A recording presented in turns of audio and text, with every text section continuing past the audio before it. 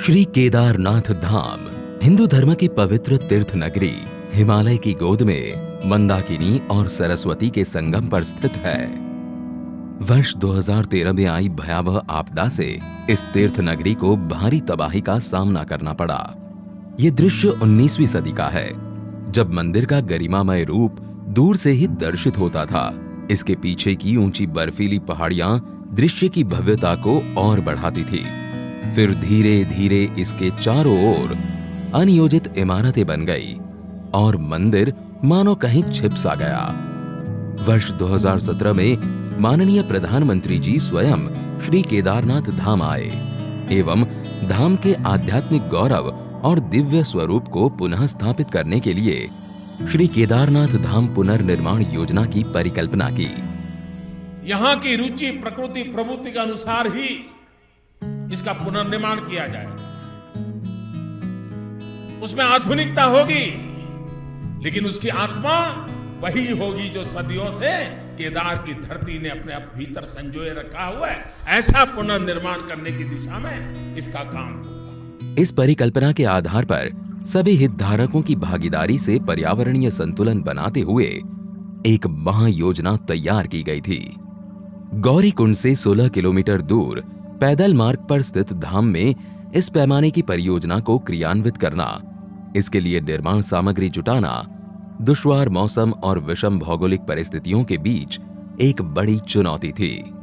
मंदिर तक पहुंच मार्ग का निर्माण पहले कार्य के रूप में लिया गया।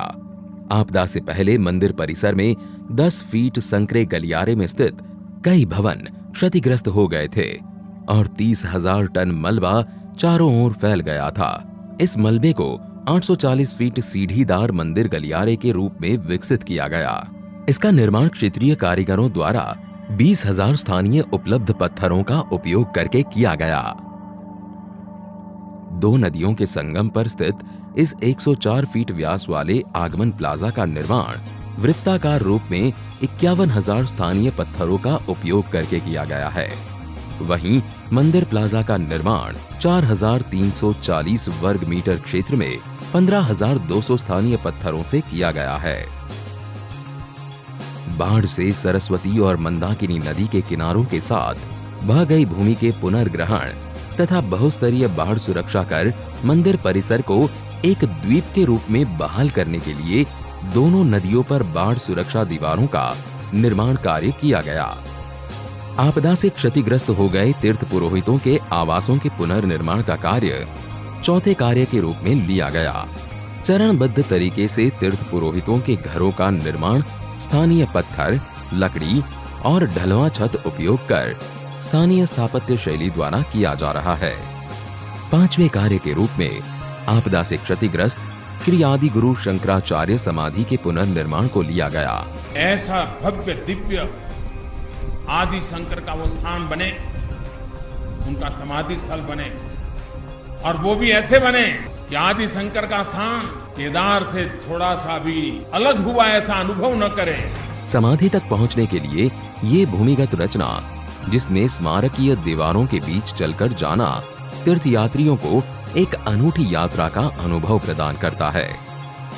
मूर्ति के दर्शन कर चिंतन पथ पर चलते हुए ये यात्रा पर्वतों और विहंगम दृश्यों के दर्शन के साथ समाप्त होती है। इन 5 कार्यों का लोकार्पण आज किया जा रहा है।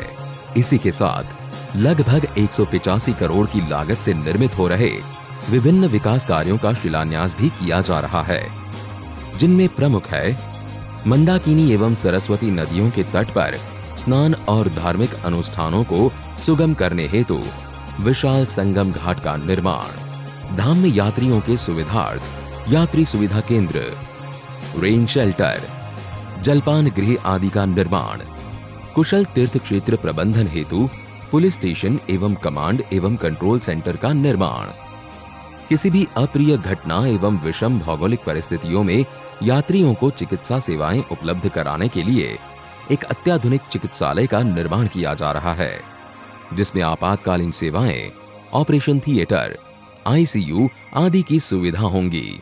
ये निर्माण योजना मात्र भौतिक सुविधाओं को ध्यान में रखकर नहीं, वरन इस स्थल की लौकिक व तीर्थ यात्रियों की आंतरिक ऊर्जा को पुनः जागृत करने का एक प्रयास है।